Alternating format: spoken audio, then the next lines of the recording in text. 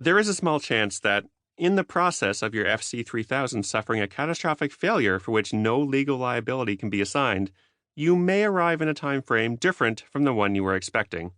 We recommend proceeding through this chart first to better orient yourself in your new period in history.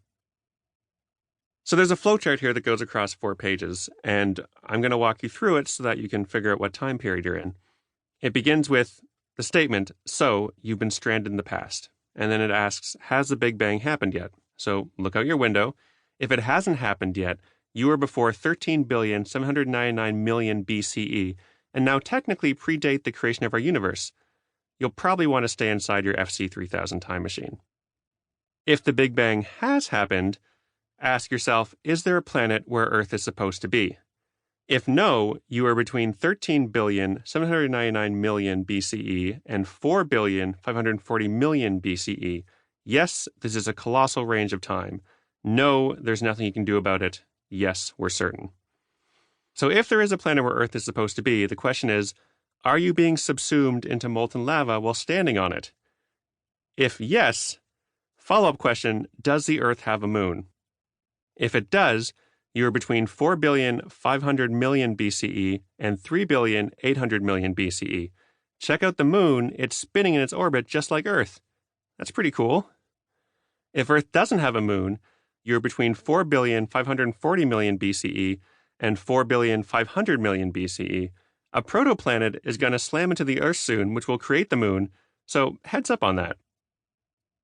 So if you're not being subsumed into molten lava, then the follow-up question is, are you suffocating in a heavy carbon dioxide atmosphere? There's 3 possible answers, yes, no, or how can I tell if it's carbon dioxide I'm suffocating in? If it's yes, then you are between 3,800,000,000 and 850,000,000 BCE. If you live long enough, the atmosphere will eventually have enough oxygen for you to breathe. You will definitely not live that long. If your answer is, how can I tell it's carbon dioxide I'm suffocating in? The question says, well, look, can you breathe the air or not? If you can't breathe it, you're in that time period we just described. If you can, there's a follow-up question, are there any animals on land? Which is also what you get if you say you're not suffocating. So, are there animals on land? If no, you are between 850,000,000 BCE and 530,000,000 BCE. It's going to be pretty lonely. Hey, good thing this book is so long, huh? If there are animals on land, the question is, what about plants? If no, then you're between 530,000,000 BCE and 450,000,000 BCE, but at least you'll have some weird animals to keep you company. If the answer is yes to are there plants, the question is, are there dinosaurs? And there's 3 possible answers, yes, no, and there's birds. If you answer the bird one, the question is, okay, but are there the kind of dinosaurs that you'd see in a museum? And you can answer yes at a bird museum, at which point you're told, see, this is why nobody in the present wanted to hang out with you, and you're brought back to the are there dinosaurs question. So from there, we have no or yes. If we say yes, you are between 232,000,000 BCE and 65,500,000 BCE.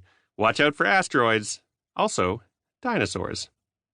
If there aren't any dinosaurs, the question is, are there mammals running around, yes or no? If no, we know that since mammals evolved while dinosaurs were still around, this means you have arrived before dinosaurs showed up, between 450,000,000 BCE and 232,000,000 BCE.